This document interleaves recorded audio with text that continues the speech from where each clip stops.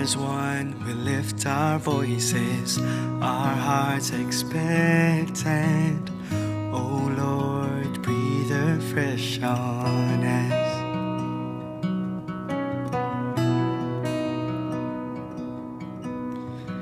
New life is breaking open, your joy arising. Oh Lord, breathe afresh on us. Oh Lord, breathe afresh on us. We make room for your spirit, we make room for you to move, laying down every single burden. We decrease for more of you. We make room for your spirit, we make room for you to move. Open our eyes to see your glory, drawing us deeper into you.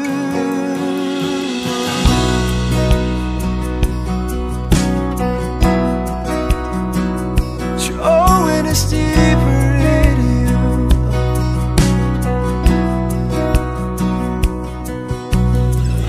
As one we lift our voices, our hearts expectant. Oh Lord, breathe afresh on us. A new life is breaking open, your joy arising. Oh Lord, breathe afresh on us. Oh Lord, breathe afresh on us. We make room for your spirit, we make room for you to move, laying down every single burden. We decrease for more of you. We make room for your spirit, we make room for you to move. Open our eyes to see your glory, drawing us deeper into you.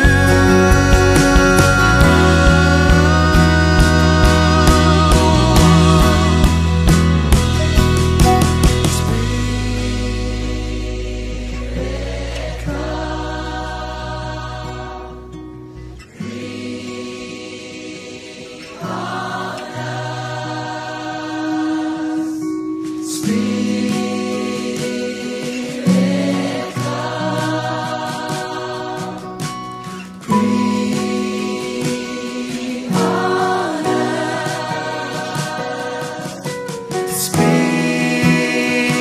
Spirit, come, would you breathe on us, Lord? Spirit, come,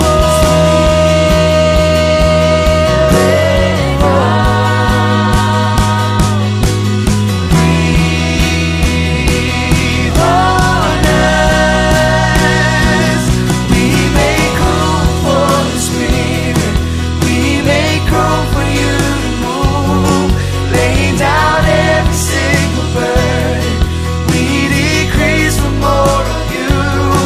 We make room for your spirit, we make room for you to move.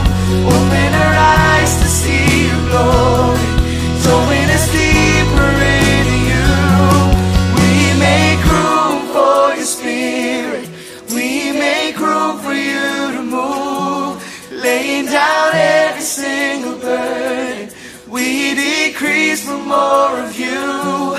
We make room for your spirit, we make room for you to move. Open our eyes to see your glory, drawing us deeper into you.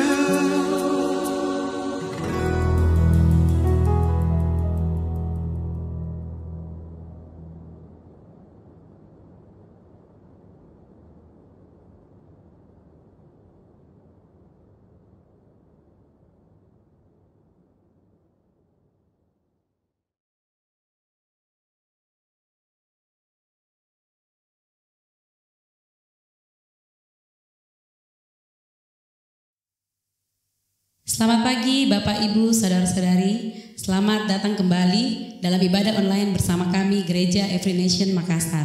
Mari kita memuji dan meninggikan Tuhan, sebab hanya Dialah yang layak untuk dipuji dan disembah.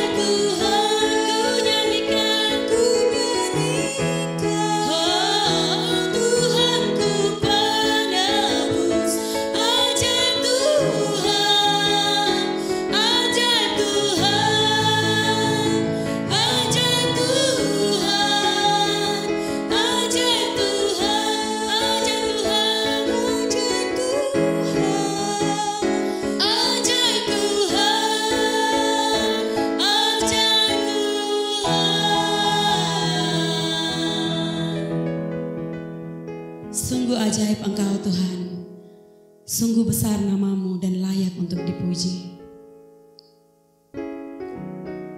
Ditinggikanlah Engkau Tuhan di antara bangsa-bangsa, ditinggikanlah Engkau dalam hidup kami Tuhan.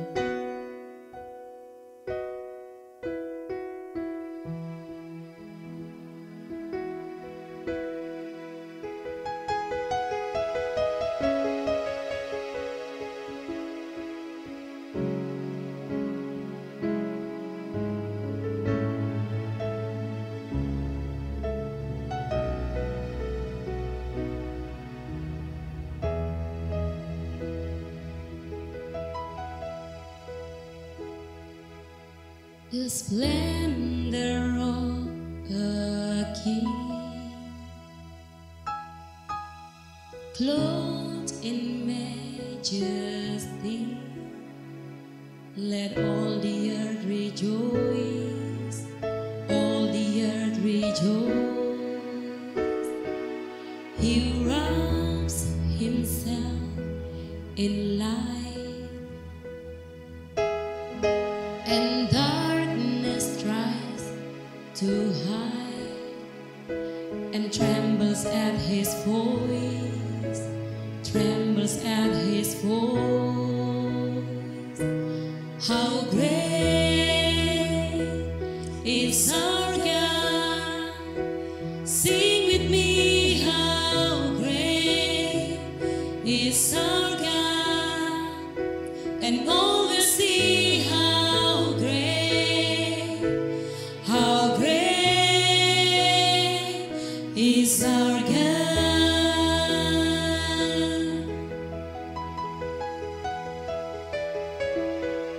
Age to age he stands, and time is in his hands, beginning and the end, beginning and the end. The Godhead three in one, Father, Spirit, and Son, the Lion and the Lamb, Lion and the Lamb. How great is our God? Sing with me, how great is our God, and all will see how great is our God. How great is our God. Sing with me, how great is our God, and all will see how great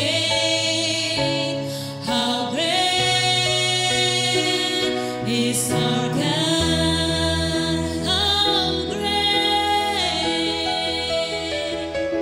How great is our God. Sing with me, how great is our God, and all will see how great is our God.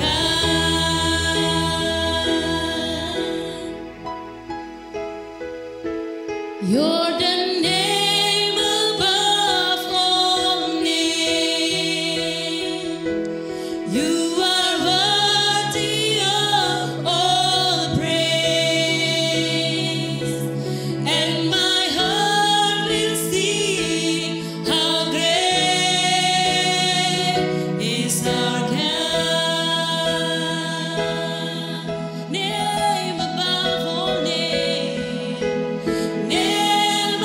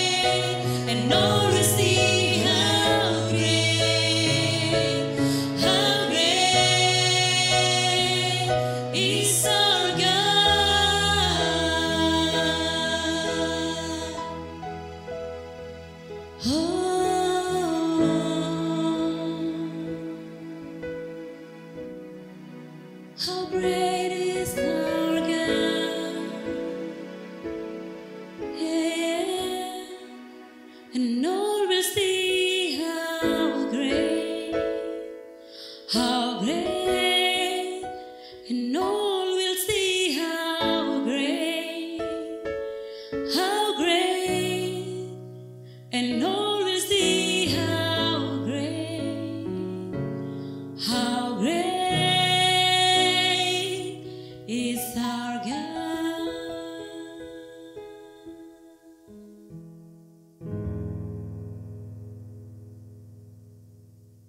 Biar semua orang bisa melihat Tuhan, bahwa Engkaulah Allah yang besar, Engkaulah Allah yang berkuasa.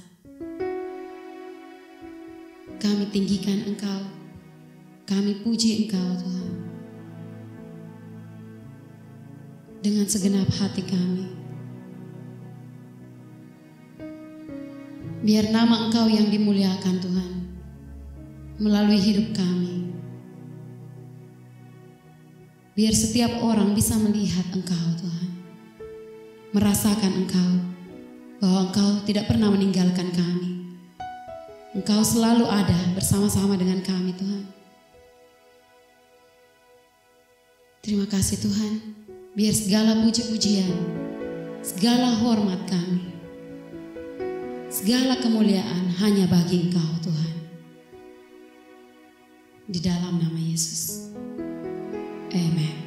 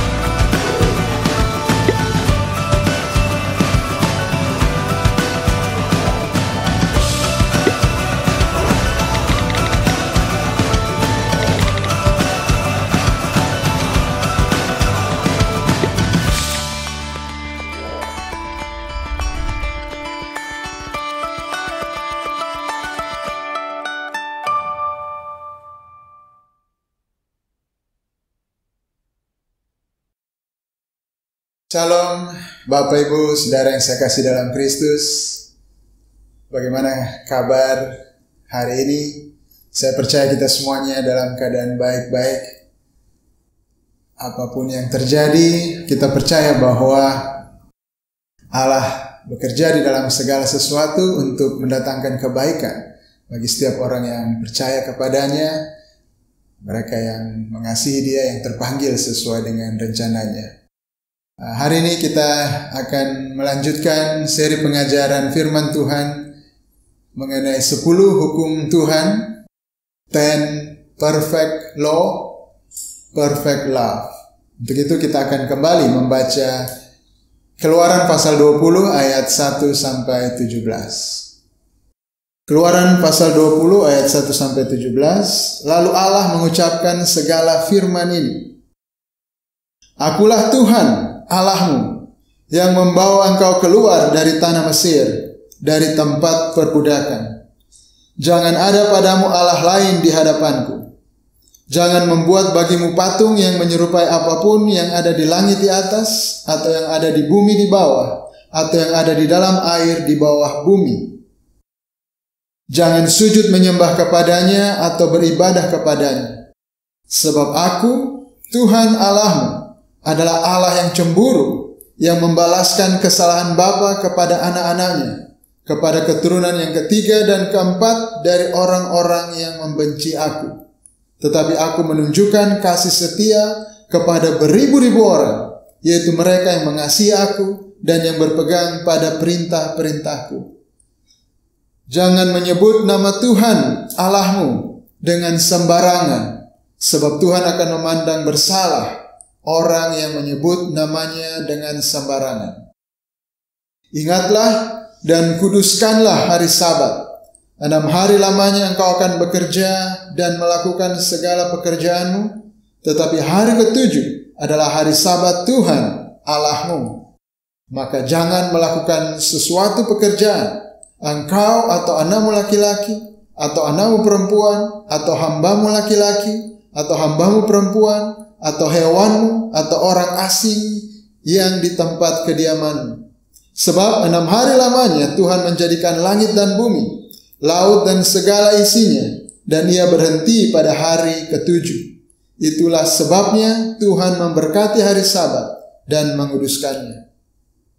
Hormatilah ayahmu dan ibumu, supaya lanjut umurmu di tanah yang diberikan Tuhan Allahmu kepadamu. Jangan membunuh, jangan berzina, jangan mencuri, jangan mengucapkan saksi dusta tentang sesamamu, jangan mengingini rumah sesamamu, jangan mengingini istrinya, atau hambanya laki-laki, atau hambanya perempuan, atau lembunya, atau keledainya, atau apapun yang dipunyai sesamamu. Demikianlah firman Tuhan yang tertulis di dalam Alkitab, dan kita percaya Alkitab adalah standar moral, standar kebenaran yang menjadi otoritas bagi kita orang yang percaya. Dan kiranya Tuhan memberkati firman-Nya, menulis itu di dalam hati kita, membuat kita mengerti dan kita bisa hidup sesuai dengan firman ini. Mari kita sama-sama berdoa sebelum kita belajar firman Tuhan ini. Bapa, kami bersyukur untuk anugerah-Mu terhadap kami semua.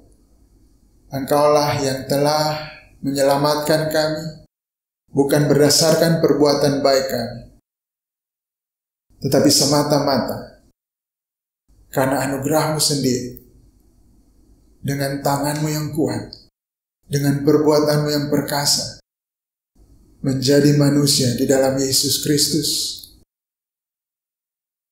Yesus Kristus menghidupi kehidupan yang harus kami jalani sebagai umat-Mu, sebagai ciptaan, yaitu melakukan semua kehendak Engkau, semua perintah-Mu, semua hukum-hukum. Dia menaati, taat kepada Bapa, taat bahkan sampai mati di atas kayu salib. Kematiannya di atas kayu salib adalah kematian yang menanggung dosa kami. Dia menjadi kutuk, menggantikan kami yang harusnya terkutuk karena kami tidak menaati hukum-hukum kami, karena kami semua adalah pelanggar hukum-hukum. Dia menanggung semua kutuk itu supaya kami tidak terkutuk lagi, supaya berkat yang Kau sediakan untuk semua orang yang menaati Engkau, berkat itu bisa jatuh ke atas kami oleh karena ketaatan satu orang, yaitu Tuhan kami, Yesus Kristus. Terima kasih Bapa. Dan Bapa, kiranya Engkau yang menulis firman-Mu pada saat ini ke dalam hati kami, karena kami ingin melakukan kehendak Engkau Tuhan. Kami menyerahkan hidup kami kepada-Mu Tuhan. Biar kehendak-Mu terjadi dalam kehidupan kami. Biar hati kami menjadi serupa dengan Engkau Tuhan. Berbicaralah, ajar kami, buka pikiran hati kami, dan tuliskan semua hukum-hukum-Mu itu di dalam hati kami. Di dalam nama Yesus Kristus. Amin. Saudara, ketika kita berbicara mengenai ketaatan kepada hukum-hukum Tuhan, ada dua tipuan dari iblis yang harus kita waspadai. Yang pertama adalah bahwa iblis menipu orang berdosa, bahwa mereka bisa diselamatkan oleh ketaatan mereka sendiri kepada hukum-hukum Tuhan. Itu adalah tipuan iblis. Karena faktanya, orang berdosa tidak mungkin bisa menaati hukum-hukum Tuhan dengan sempurna. Alkitab mengatakan bahwa kita diselamatkan oleh anugerah Tuhan melalui iman kita kepada Yesus Kristus. Anugerah Tuhan itu adalah ketaatan Yesus Kristus, Allah yang menjadi manusia, yang mewakili kita sebagai manusia untuk menaati Allah Bapa. Seluruh kehendaknya dia taat dengan sempurna, taat bahkan sampai mati di atas kayu salib. Ketaatan Kristus itulah yang menjadi anugerah diberikan dengan cuma-cuma kepada kita semua yang percaya kepadanya. Sehingga kita dihitung sebagai orang-orang yang menaati hukum-hukum Tuhan. Tipuan yang kedua dari iblis adalah bahwa orang-orang yang sudah diselamatkan ini tidak perlu mempedulikan ketaatannya kepada Tuhan. Mereka bisa hidup tanpa hukum Tuhan sekalipun.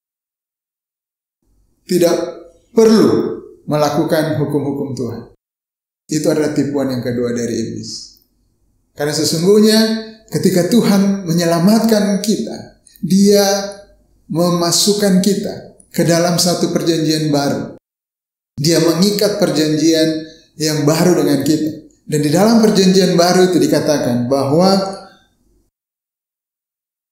aku akan menaruh hukumku dalam akal budi mereka dan menuliskannya dalam hati mereka. Maka aku akan menjadi Allah mereka dan mereka akan menjadi umatku. Itu adalah perjanjian baru. Ibrani 8 ayat 10. Perjanjian baru itu bagi orang yang sudah diselamatkan oleh anugerah Tuhan adalah bahwa Tuhan akan menulis hukum-hukum itu dalam hati kita. Dan jika hukum Tuhan itu ditulis dalam hati kita, maka ada ketaatan, ada keinginan untuk melakukan hukum-hukum Tuhan. Itu sebabnya kita belajar 10 perintah ini. Kenapa? Karena dalam 10 hukum ini, 10 commandment ini, kita bisa melihat kehendak Allah yang sesuai dengan karakter Allah yang bisa kita lakukan, yang kita berusaha untuk hidupi karena kita mau menjadi serupa dengan Yesus Kristus. Ya memang kita tidak berada di bawah hukum Taurat lagi. Tapi kita mesti ingat bahwa di dalam hukum Taurat itu ada yang namanya hukum sipil. Ada yang namanya hukum seremonial. Hukum sipil adalah karena Tuhan adalah raja bagi Israel secara politik, mereka ada satu bangsa dan Tuhan adalah raja yang memerintah atas mereka, maka ada hukum-hukum sipil, hukum-hukum di dalam kerajaan Israel itu. Dan kemudian di dalam perjanjian lama waktu itu ketika Musa membawa bangsa Israel keluar dari Mesir, mereka juga akan menyembah Tuhan dan Tuhan memberikan hukum-hukum seremonial atau hukum upacara kepada mereka untuk mereka lakukan di dalam penyembahan mereka kepada Tuhan. Dan kita tahu bahwa Kristus sudah datang untuk menggenapi hukum seremonial itu. Bahwa dialah sesungguhnya yang menjadi korban yang sempurna, korban yang sesungguhnya yang bisa membawa kita mendekat kepada Allah.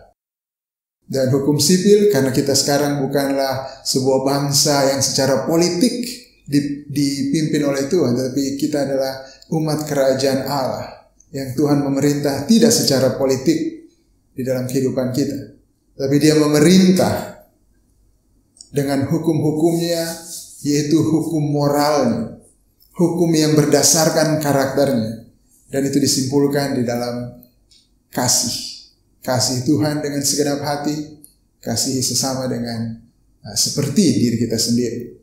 Dan itu adalah kesimpulan dari hukum moral Tuhan di dalam hukum Taurat. Dan 10 perintah atau 10 hukum ini adalah hukum moral Tuhan. Di mana penjabaran daripada kasih kepada Allah, kasih kepada sesama manusia, kita bisa melihat ada di dalam 10 perintah ini. Dan hari ini kita akan belajar perintah yang ke-7 dari 10 perintah itu, yaitu jangan bersinah. Keluaran pasal 20 ayat 14. Firman Tuhan mengatakan jangan bersinah. Nah, apa yang dimaksud dengan bersinah? Bersinah berarti melakukan hubungan seks di luar ikatan pernikahan. Jadi zaman Israel waktu itu karena mereka menikah di usia muda sehingga sebagian besar perzinahan itu terjadi adalah ketika orang-orang yang sudah menikah dan mereka bersinah dengan orang lain yang sudah menikah juga. Tetapi bukan berarti terbatas hanya kepada orang yang sudah menikah dan kemudian melakukan hubungan seks dengan yang bukan istrinya. Tetapi juga setiap orang yang melakukan hubungan seks di luar ikatan pernikahan, itu semua disebut zina. Bahkan perzinahan bukan hanya masalah perilaku, bukan hanya apa yang kita lakukan, tetapi perintah Tuhan jangan berzina ini juga menyangkut hati kita. Tuhan Yesus menginterpretasikan, menjelaskan kepada kita arti sepenuhnya dari perintah jangan berzina ini di Matius pasal 5 ayat 27 sampai 28. Tuhan Yesus mengatakan, kamu telah mendengar firman jangan berzina. Tetapi aku berkata kepadamu, setiap orang yang memandang perempuan serta menginginkannya sudah berzina dengan dia di dalam hatinya. Jadi Tuhan membawa hukum ini kepada kepenuhannya adalah bahwa ini berbicara tentang hati. Kita mungkin bisa saja tidak berzina dengan secara perbuatan kita, tetapi hati kita bisa saja berzina. Dalam hal ini yang dimaksud Tuhan dalam kehidupan modern kita adalah termasuk pornografi, apalagi porno aksi. Itu semua adalah bagian daripada berzina dengan hati kita. Memang kita tidak melakukan hubungan seks, tetapi di dalam hati kita sebenarnya kita sudah melakukan hal itu. Ketika kita berfantasi, ketika kita membayangkan, itu semuanya adalah perzinahan di dalam hati. Dan kadang-kadang kita berrasionalisasi ya dengan masalah-masalah seks ini. Ya, saudara, ini sangat mendunia. Kalau kita sekarang mungkin di dalam kehidupan zaman kita sekarang, kita banyak di media sosial, apalagi khususnya sekarang kita banyak tinggal di rumah dan kita akan lebih banyak bergaul dengan media sosial. Seluruh yang ditawarkan ada begitu banyak, dari sekian banyak isi dari media sosial, sebagian besar itu terekspos dengan dosa-dosa seksual ini. Semuanya akan berusaha untuk merangsang kita untuk berzina, baik itu secara fisik maupun juga berzina dalam pikiran dan hati kita. Dan itu membuat orang kadang-kadang berasionalisasi.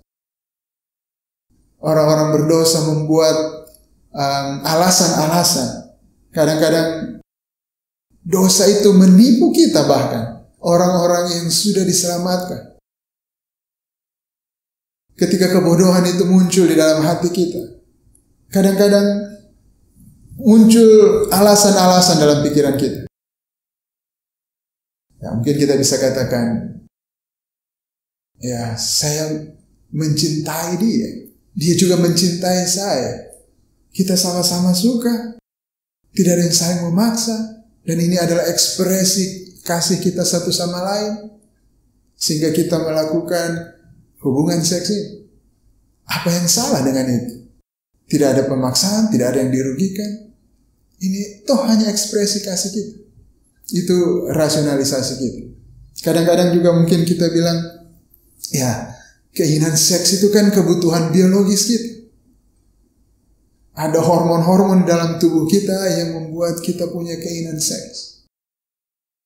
Itu adalah tipuan dari iblis, saudara. Memang betul Tuhan memberikan kepada kita manusia itu seks. Keinginan seks di dalam diri manusia itu berasal dari Tuhan dan itu baik, itu indah, tetapi ada aturannya, ada tempatnya. Yaitu di dalam ikatan pernikahan. Kalau kita berpikir bahwa kita melakukan seks di luar ikatan pernikahan dan mengatakan bahwa itu adalah kasih, kita saling mencintai, saudara, kita tertipu, sangat tertipu dengan itu. Itu bohong. Kenapa? Itu bukan kasih. Itu bukan kasih. Itu hanya egois dari masing-masing orang. Itu adalah keinginan orang yang berdosa dan dia tidak berani untuk mengorbankan keinginannya. Dia sebenarnya hanya ingin memenuhi keinginannya dan dia mengatakan bahwa itu adalah kasih. Itu bohong. Jadi Tuhan menciptakan seks ini. Itu memang ada kebutuhan biologis, tapi Tuhan tahu ada aturan yang tepat bahwa seks yang indah ini, seks yang nikmat ini hanya benar-benar bisa dinikmati dengan baik, dengan penuh, dengan kasih di dalam ikatan pernikahan. Jadi sebenarnya perintah ke-7 ini, jangan berzina, secara positif adalah bahwa kita menghormati pernikahan. Ibrani 13 ayat 4 mengatakan, hendaklah kamu semua penuh hormat terhadap perkawinan, dan janganlah kau mencemarkan tempat tidur, sebab orang-orang sundal dan pesina akan dihakimi oleh Allah. Jangan berzina adalah penghormatan kita. Ini adalah perintah supaya kita menghormati pernikahan. Nah, apa sih pernikahan itu sehingga Tuhan mau kita hormati? Saudara, pernikahan ini adalah institusi yang dilakukan oleh Tuhan sendiri, yang diadakan oleh Tuhan sendiri untuk manusia. Manusia pertama, Adam, yang Tuhan ciptakan, dan kemudian dia menjadikan Hawa sebagai penolong yang sepadan untuk Adam, dan kemudian terjadilah pernikahan yang pertama yang dilakukan oleh Tuhan sendiri kepada Adam dan Hawa. Tuhanlah yang mengikat Adam dan Hawa menjadi satu tubuh di dalam pernikahan. Kalau kita kembali ke cerita awal pernikahan itu, Kejadian 2 ayat 24 dan 25. Sebab itu seorang laki-laki akan meninggalkan ayahnya dan ibunya dan bersatu dengan istrinya, sehingga keduanya menjadi satu daging. Itu adalah pernikahan. Pernikahan adalah ikat janji menjadi satu. Ada kasih yang berikat janji, kasih yang berkomitmen. Dan hasilnya kita lihat adalah dikatakan ayat 25, mereka keduanya telanjang, manusia itu dan istrinya, tetapi mereka tidak merasa malu. Ini bukan hanya secara fisik. Mereka telanjang dan kemudian tidak malu. Mereka hidup bersama, melakukan hubungan seks dan tidak malu. Tetapi ini juga berbicara tentang seluruh kehidupan mereka, bahwa ada kasih, ada penerimaan satu sama lain, ada komitmen yang membuat satu sama lain tidak merasa malu. Saudara, kita merasa malu dengan ketelanjangan kita bukan karena tubuh kita tidak sempurna.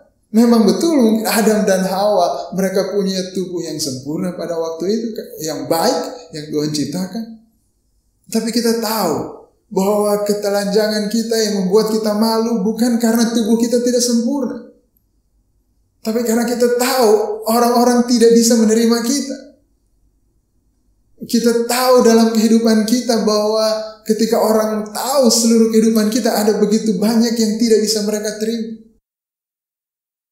Dan saudara, Tuhan menetapkan seks ini di dalam hubungan pernikahan, di dalam ikat janji pernikahan. Kenapa? Karena pernikahan dimaksudkan adalah supaya ada kasih yang berikat janji, kasih yang menerima satu sama lain, kasih yang berjanji bahwa dalam keadaan susah maupun senang, kita akan tetap bersama, kita tidak akan meninggalkan satu sama lain. Di dalam kamu masih muda atau sudah tua, masih cantik atau sudah keriput, kita akan bersama-sama. Itu adalah ikatan pernikahan. Kita menerima satu sama lain apa adanya. Itu yang membuat kita tidak malu satu sama lain, karena ada penerimaan. Keluaran 20 ayat 5, Tuhan mengatakan, jangan sujud menyembah kepadanya atau beribadah kepadanya, sebab aku Tuhan Allahmu adalah Allah yang cemburu. Keluaran 34 ayat 14, sebab janganlah engkau sujud menyembah kepada Allah lain, karena Tuhan yang namanya cemburuan. Itu nama Tuhan, cemburuan, adalah Allah yang cemburu. Ini adalah karakter Tuhan, bahwa Tuhan adalah Allah yang setia. Dia menyukai kesetiaan, dan dia sangat menyukai kesetiaan itu, dan dia membenci ketidaksetiaan. Itu sebabnya dia katakan bahwa saya ini Allah yang cemburu. Dan berdasarkan karakter itulah Tuhan memberikan perintah jangan bersinah. Kenapa?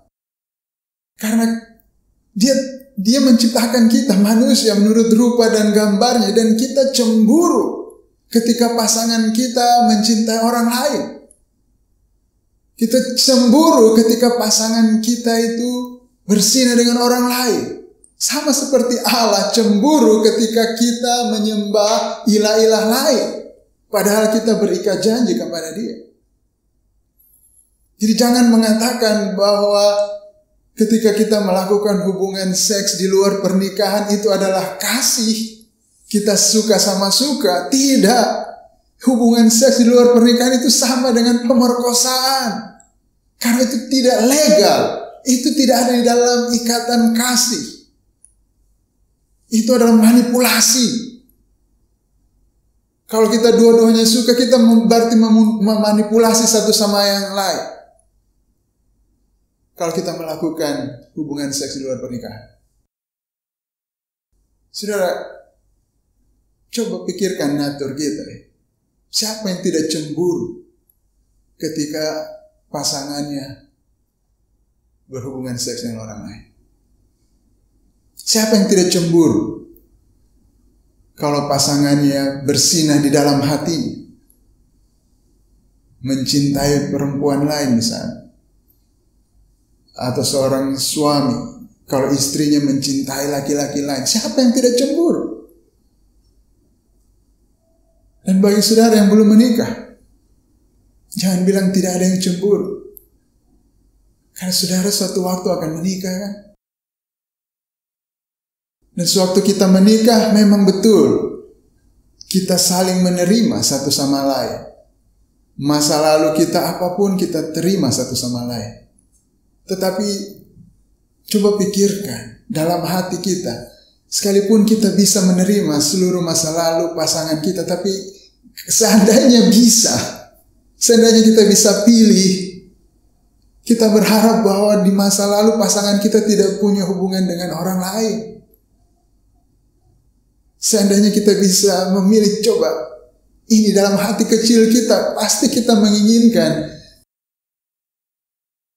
bahwa pasangan kita itu benar-benar hanya mencintai kita sepanjang hidupnya. Itu yang kita inginkan, kan? Jadi bohong itu kalau kita mengatakan bahwa seks di luar pernikahan adalah kasih. Bohong itu kalau kita rasionalisasi bilang, ya memang manusia punya keinginan seks, itu kebutuhan biologisnya, dan kalau kita melakukan semuanya itu oke, tidak ada yang dirugikan. Itu bohong. Semua hubungan seks di luar pernikahan sama dengan pemerkosaan. Dan saudara, Tuhan membenci perzinahan.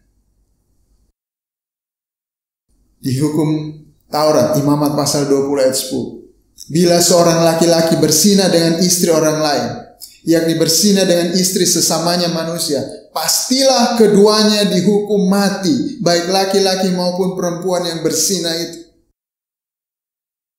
Sudah memang sekarang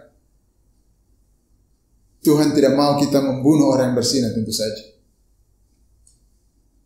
Ini terjadi, ini adalah hukumnya di zaman Musa membawa orang Israel keluar dari Mesir. Ini adalah hukum di mana ketika Tuhan adalah raja secara politik atas kerajaan Israel pada waktu itu. Tetapi apa yang kita bisa tangkap dari hati Tuhan? Kalau waktu itu ketika Tuhan menjadi raja orang Israel secara politik, memberikan hukum-hukumnya kepada mereka dan mengatakan bahwa orang-orang yang bersinah ini harus dihukum mati, kita bisa tahu bagaimana Tuhan punya sikap terhadap perzinahan itu. Dan dalam perjanjian baru, Rasul Paulus mengatakan kepada jemaat di Korintus, di 1 Korintus 5 ayat 1 sampai 3, memang orang mendengar bahwa ada percabulan di antara kamu, dan percabulan yang begitu rupa seperti yang tidak terdapat sekalipun di antara bangsa-bangsa yang tidak mengenal Allah, yaitu bahwa ada orang yang hidup dengan istri ayahnya. Nah, sekalipun demikian kamu sombong. Tidakkah lebih patut kamu berduka cita dan menjauhkan orang yang melakukan hal itu dari tengah-tengah kamu?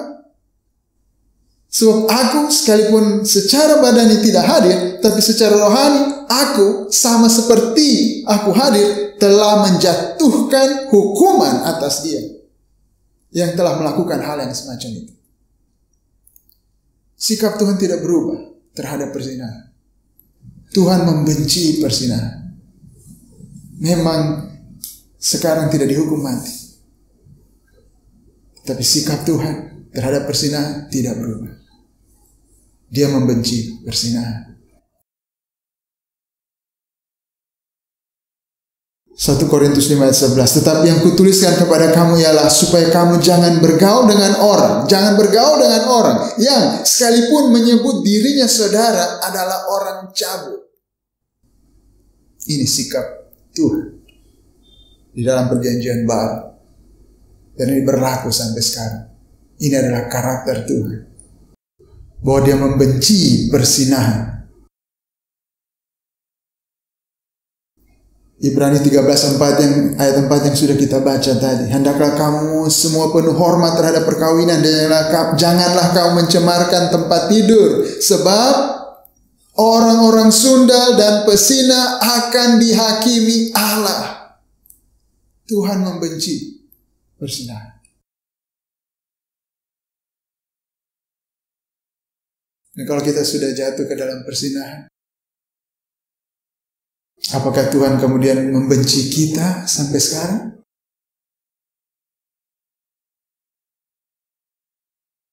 Di dalam kehidupan Kristus, sewaktu dia datang ke dunia ini dan melayani dunia ini, ada satu peristiwa ketika orang-orang membawa seorang perempuan yang menurut mereka kedapatan berzina. Dan para pemimpin-pemimpin agama itu bertanya kepada Yesus, apa yang harus dilakukan dengan orang yang berzina ini, perempuan yang berzina ini? Dan mereka mengatakan menurut hukum Taurat dia harus dilempari dengan batu. Seperti yang kita baca di Imamat 20 tadi. Bahwa barang siapa yang kedapatan berzina harus dihukum mati. Dan Tuhan Yesus menjawab mereka, siapa di antara kamu yang tidak berdosa, hendaklah dia yang pertama kali melempar perempuan ini dengan batu. Dan saudara tahu tidak ada satu orang pun yang menghukum perempuan itu, karena mereka tahu bahwa mereka pun orang-orang berdosa yang sama seperti perempuan itu. Dan bagaimana sikap Yesus yang tidak berdosa? Dia yang tidak berdosa, apa yang dilakukan kepada perempuan itu? Dia mengatakan, aku pun tidak menghukum kau. Pergilah dan jangan berbuat dosa lagi. Tersedia pengampunan bagi semua orang yang mau bertobat kepada Tuhan. Jadi, Bapak Ibu Saudara, kalau kita jatuh di dalam dosa perzinahan ini, itu bukan berarti Tuhan membenci kita untuk seterusnya dan selama-lamanya.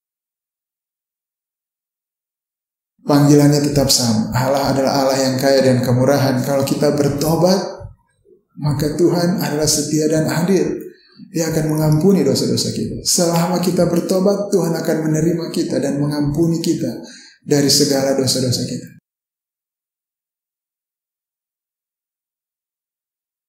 Itu Tuhan tidak berubah.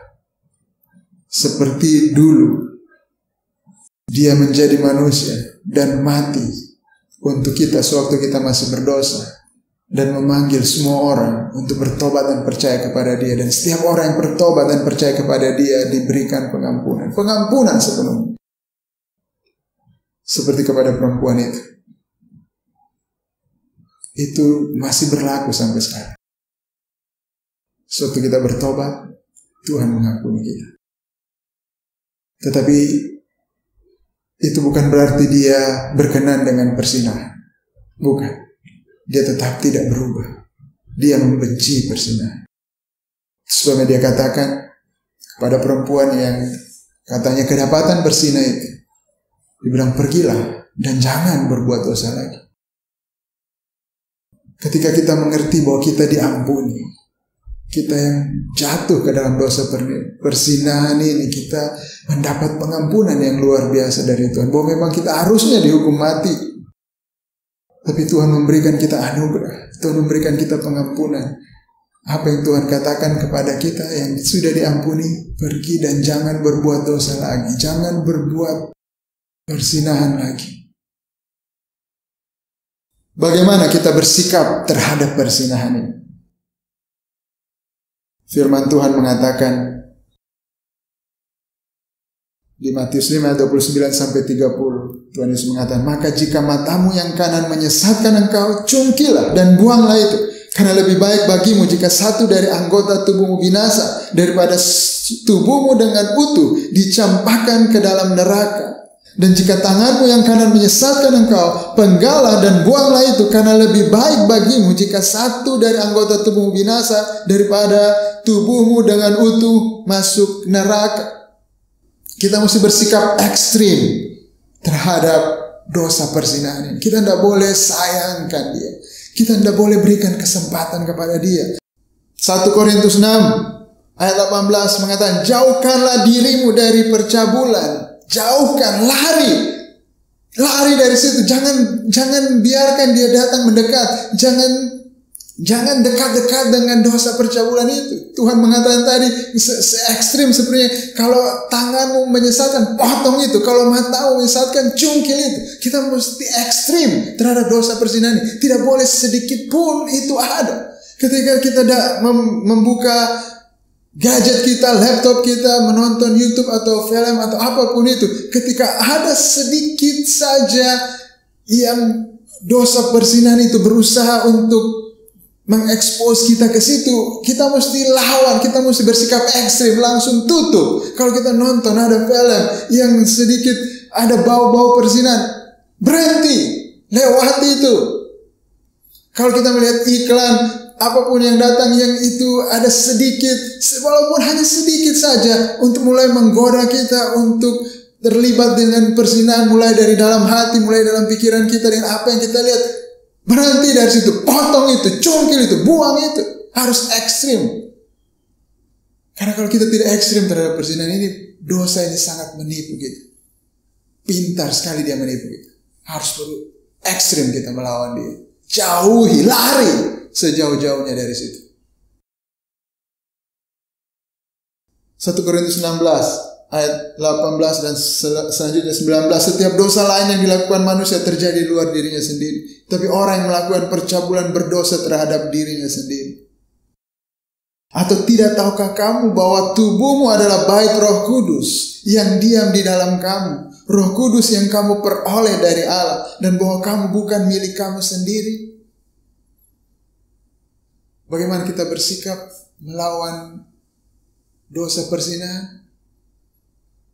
Kita harus memotong semua yang membawa kita kepada perzinahan itu. Harus ekstrim. Kita harus lari, menjauh dari semua yang bisa membawa kita jatuh ke dalam dosa perzinahan itu. Yang kedua, kita mesti menyadari siapa kita, apa yang telah Tuhan lakukan kepada kita. Bahwa kita ini sekarang yang sudah diselamatkan oleh anugerah Allah. Kita adalah bait Allah. Tubuh kita ini adalah bait Allah. Roh Kudus itu tinggal, berdiam di dalam kita. Dan karena itu, jangan pakai diri kita ini. Tubuh kita, hati kita, pikiran kita. Jangan pakai itu untuk percabulan. Karena bukan untuk itu Tuhan mau kita memakai tubuh kita. Ingat siapa kita. Bahwa kita adalah orang yang telah ditebus oleh Tuhan. Tuhan Yesus telah mati untuk kita, membayar dosa-dosa kita, membeli kita dengan harga yang lunas, menjadikan kita milik Dia. Kita bukan milik kita sendiri lagi. So, kamu telah dibeli dan harganya telah lunas dibayar. Karena itu muliakanlah Allah dengan tubuh. Itulah identitas kita sekarang, saudara. Kita adalah milik Tuhan. Dan Tuhan tidak berkehendak sama sekali sedikit pun bahwa diri kita, tubuh kita pakai untuk percabulan. Sama sekali tidak ada sedikit pun ide Tuhan untuk kita. Tapi mari kita pakai diri kita untuk memuliakan Tuhan, untuk merayakan karakter Tuhan yang adalah Allah yang setia, Allah yang memegang janji. Mari kita memakai diri kita yang takjub akan kesetiaan Tuhan, bahwa sekalipun kita orang berdosa, orang yang cemar, orang yang penuh dengan kelemahan yang tidak pantas untuk Dia, tapi Dia mau mengikat janji dengan kita, mengikat perjanjian yang kekal dengan kita. Bahkan digambarkan bahwa kita ini, jemaat ini adalah mempelai Kristus. Apakah kita tidak takjub dengan kebenaran itu, bahwa kita ini mempelai Kristus? Bayangkan, istri Kristus. Kita yang penuh cacat celah ini, tapi dibuatnya menjadi kudus dan tidak bercacat di hadapannya. Kita menjadi mempelainya, dan Dia mengikat perjanjian kekal dengan kita. Oh, Dia tidak akan meninggalkan kita, Dia tidak akan mengkhianati kita. Dia adalah Allah yang setia. Bukankah kita takjub dengan itu? Dan karena itu mari kita pakai hidup kita untuk merefleksikan kesetiaan Allah itu juga. Dan kesetiaan Allah itu kita bisa refleksikan dengan kehidupan yang menghormati pernikahan, yang memegang janji pernikahan. Sekalipun mungkin banyak dari antara kita yang belum menikah, tapi kita tetap memegang janji pernikahan itu, bahwa saya tidak akan melakukan hubungan seks di luar pernikahan. Itulah cara kita menghormati pernikahan. Itulah cara kita merefleksikan karakter Allah, kasih setianya yang menyelamatkan kita itu. Mari kita berdoa. Bapa, kami telah mendengar firman, dan kami akui Tuhan bahwa kami telah jatuh ke dalam dosa perzinahan ini, dan kami mau bertobat di hadapan Engkau. Dan bukan hanya kami, Tuhan, kami juga mau bertobat untuk dosa yang dilakukan, dosa percabulan, perzinahan yang dilakukan oleh nenek moyang kami.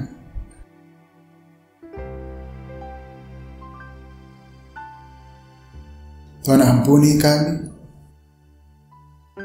dan kami mohon Tuhan Engkau menulis firman ini dalam hati kami, supaya kami menjadi orang-orang yang setia seperti Engkau, Tuhan. Supaya kami setia pada pasangan kami, supaya kami menghormati pernikahan kami, Tuhan.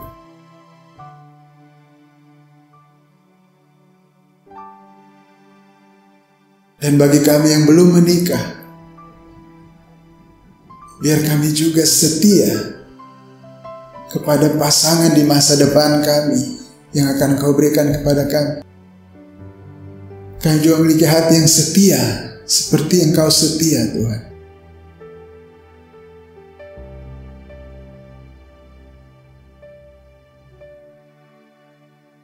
Tuhan, kami akui daging kami lemah,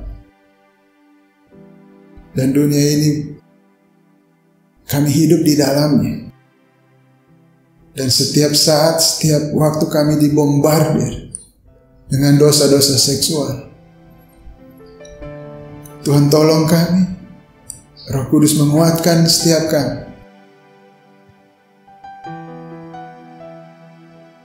Memberikan hatimu kepada kami, supaya kami juga membenci perzinahan, supaya kami juga membenci percabulan. Roh Kudus membuat kami bertindak tegas terhadap dosa percabulan ini, supaya kami lari menjauh dari semua ini.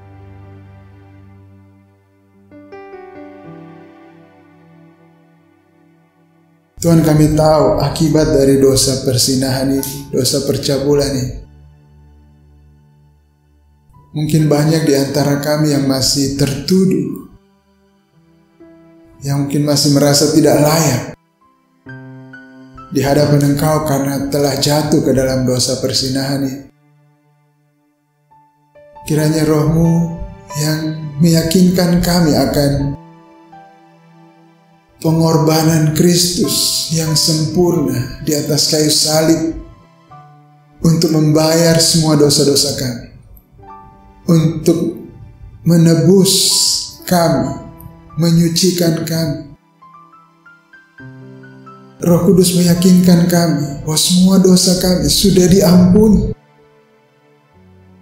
Bahwa sekalipun dosa kami itu merah seperti kermisi, sudah menjadi putih seperti salju oleh karena pengorbanan Kristus. Darahnya yang ditumpahkan bagi kami. Dan biar ada damai sejahtera dalam hati setiap orang. Ada kelegaan karena mengetahui bahwa dosa-dosanya sudah disucikan oleh darah Kristus. Biar setiap orang merasa diterima oleh Engkau, dikasihi oleh Engkau, dan mereka bisa memulai kehidupan yang baru. Mereka bisa melawan dosa perzinahan ini, dosa percabulan ini, bahwa mereka bisa menang atas dosa ini. Kami semua, Tuhan, kami bisa menang karena Engkau telah mengampuni dosa-dosa kami, dan Engkau ada di pihak kami, menolong kami untuk memberikan kemenangan kepada kami yang mau melawan dosa perzinahan itu. Kami yang kagum dengan kasih setia. Terima kasih Bapa. Kami mau berdoa untuk keadaan kami sekarang, bahwa ada wabah yang membuat kehidupan kami berbeda. Kami minta Tuhan Engkau melindungi kami dari wabah ini, dari virus COVID-19 ini. Yang sakit Tuhan Engkau sembuhkan, yang masih sehat Tuhan Engkau lindungi. Tuhan, kami bersyukur untuk anugerah-Mu buat kami semuanya Tuhan. Penuhi setiap kebutuhan dari kami. Mungkin ada yang terdampak dengan COVID-19 ini, dan kami mungkin kehilangan penghasilan kami sebagian. Tuhan Engkau yang mencukupkan setiap kebutuhan kami. Berikan damai sejahtera, sukacita dalam hati kami semuanya. Usir setiap kekhawatiran dari dalam hati kami. Terima kasih. Di dalam nama Yesus Kristus.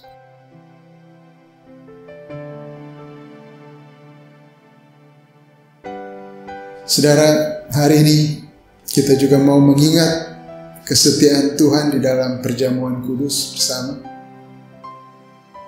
Kita mau mengingat apa yang Tuhan lakukan, Tuhan Yesus telah lakukan bagi kita 2000 tahun yang lalu. Sebelum Tuhan Yesus menyerahkan dirinya untuk menjadi korban penebus bagi dosa kita, Dia melakukan perjamuan makan Paskah bersama murid-muridnya. Dan dia berkata kepada mereka, aku sangat rindu makan Paskah ini bersama-sama dengan kamu sebelum aku menderita. Sebab aku berkata kepadamu, aku tidak akan memakannya lagi sampai ia beroleh kegenapannya dalam kerajaan Allah. Kemudian dia mengambil sebuah cawan, mengucap syukur lalu berkata, ambillah ini dan bagikanlah di antara kamu. Sebab aku berkata kepadamu, mulai dari sekarang ini aku tidak akan minum lagi hasil pokok anggur sampai kerajaan Allah telah datang. Hari ini kita akan melakukan perjamuan kudus. Dan kita tahu hati Tuhan, bahwa dia sangat ingin makan bersama-sama dengan kita, bersekutu bersama kita. Dan sekalipun sekarang dia ada di samping kanan Allah Bapa, namun dia merindukan saat itu di mana kita semua akan ketemu dengan dia di langit yang baru dan bumi yang baru itu, di mana kita akan duduk satu meja dengan dia dan makan bersama-sama dengan dia. Namun sementara ini, sebelum hal itu terjadi, sebelum hal itu tiba, dia tetap menyertai kita. Roh Kudusnya bersama-sama dengan kita. Secara fisik dia tidak hadir, tetapi secara roh dia ada. Duduk makan bersama-sama dengan kita. Dan dia mengambil roti. Waktu itu dia mengucap syukur, memecah-mecahkannya dan memberikannya kepada mereka. Katanya, inilah tubuhku yang diserahkan bagi kamu. Perbuatlah ini menjadi peringatan akan aku. Demikian juga dibuatnya dengan cawan sesudah makan. Ia berkata, cawan ini adalah perjanjian baru oleh darahku yang ditumpahkan bagi kamu.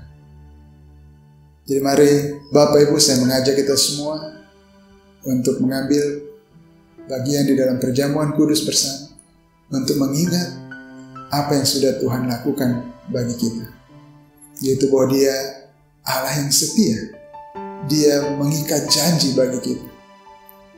Dia menumpahkan darahnya untuk membawa kita masuk di dalam perjanjian baru, perjanjian yang kekal, bahwa dosa kita diampuni dan dia akan menjadi Allah kita dan kita menjadi umatnya, bahwa dia akan bersuka cita untuk berbuat baik atas kita.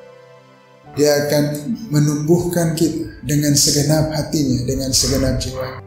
Dia akan menulis hukum-hukumnya di dalam hati kita, sehingga kita pun tidak menjauh dari dia. Jadi semua orang yang percaya kepada Yesus Kristus, saya mengundang, mari kita sama-sama melakukan perjamuan kudus bersama-sama dengan dia.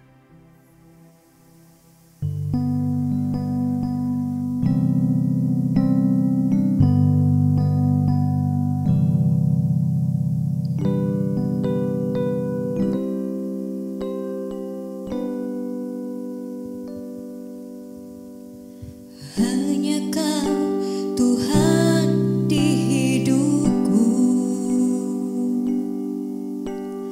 Kau berikan hidup yang baru. Darah-Mu menyucikan, pulihkan hatiku. Ku nyatakan Kaulah segalanya. Engkaulah sumber pengharapan. Kuasa-Mu sanggup menyembuhkan. Jiwaku pun berserah hanya kepadamu. Yesus, Kaulah segalanya. Karena salib-Mu ku hidup. Karena salib-Mu ku menang.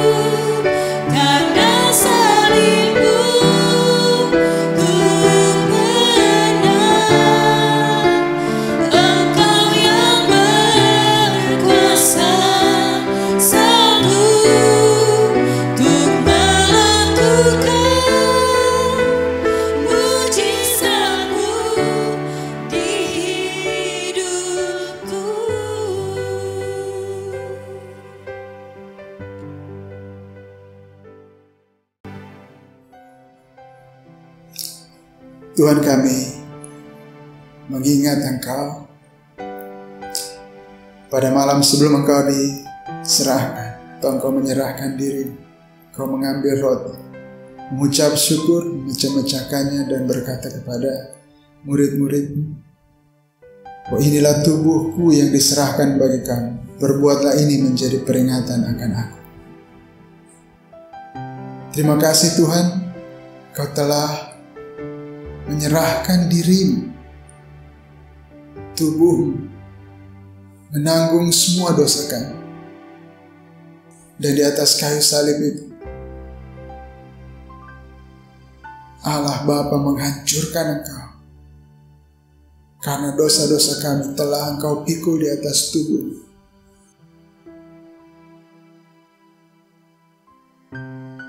Semua Engkau lakukan untuk kami Tuhan, supaya kami tidak perlu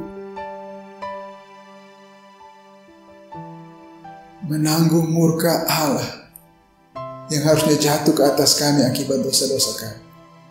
Terima kasih Tuhan untuk kasih-Mu yang luar biasa.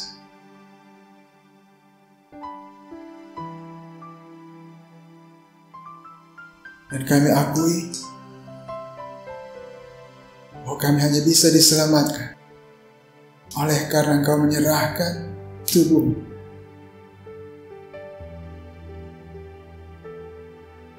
sebagai korban penebus bagi dosa-dosa kami. Bukan karena kebaikan kami, bukan karena pahala ataupun ketaatan kami, tapi karena ketaatan-Mu saja. Kami akui tubuh Engkau, Tuhan.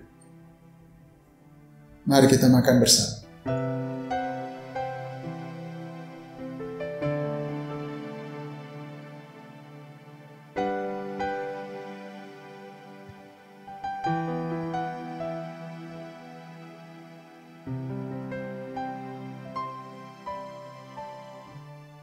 Engkau juga mengambil cawan sesudah makan dan berkata, cawan ini adalah perjanjian baru oleh darah yang ditumpahkan bagi kamu. Terima kasih Tuhan.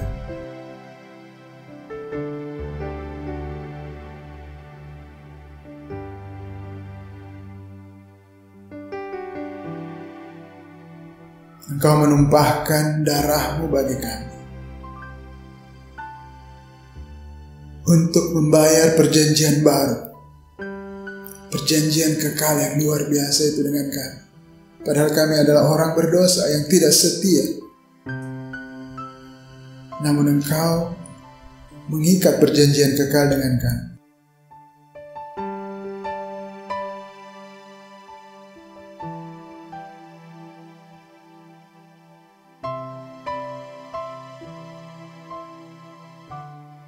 Bahwa Engkau akan mengampuni segala dosa-dosa kami, segala ketidaksetiaan kami, Engkau ampuni semuanya.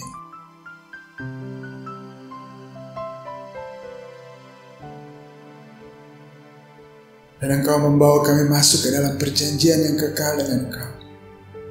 Bahwa Engkau adalah Allah kami dan kami adalah umat-Mu. Bahwa Engkau tidak akan membelakangi kami lagi, tapi Engkau akan bersuka cita atas kami untuk berbuat baik kepada kami, menumbuhkan kami dengan segenap hati-Mu dan dengan segenap jiwa. Dan kami akui itu bukan karena kebaikan kami, bukan karena kesetiaan kami, tapi semata-mata karena anugerah-Mu sendiri, kebaikan-Mu yang mana Engkau mencurahkan darah-Mu yang mahal itu, hidup-Mu Engkau serahkan bagi kami, melayakkan kami, supaya kami ada dalam perjanjian kekal dengan Engkau Tuhan. Kami akui hanya darah-Mu saja yang sanggup menyelamatkan kami. Mari kita minum bersama.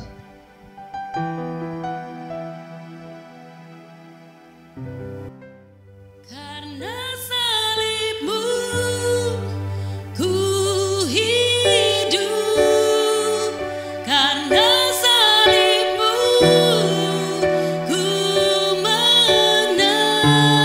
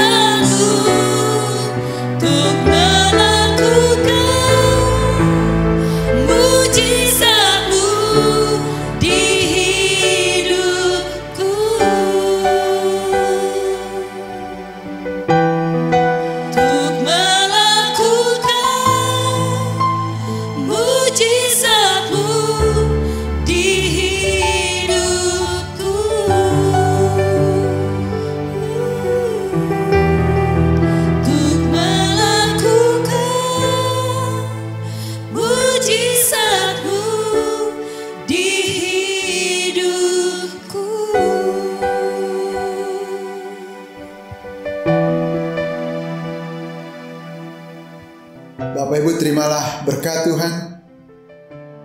Tuhan memberkati engkau dan melindungi engkau. Tuhan menyinari engkau dengan wajah-Nya dan memberi engkau kasih karunia-Nya. Tuhan menghadapkan wajah-Nya kepadamu dan memberi engkau damai sejahtera di dalam nama Yesus Kristus. Amin.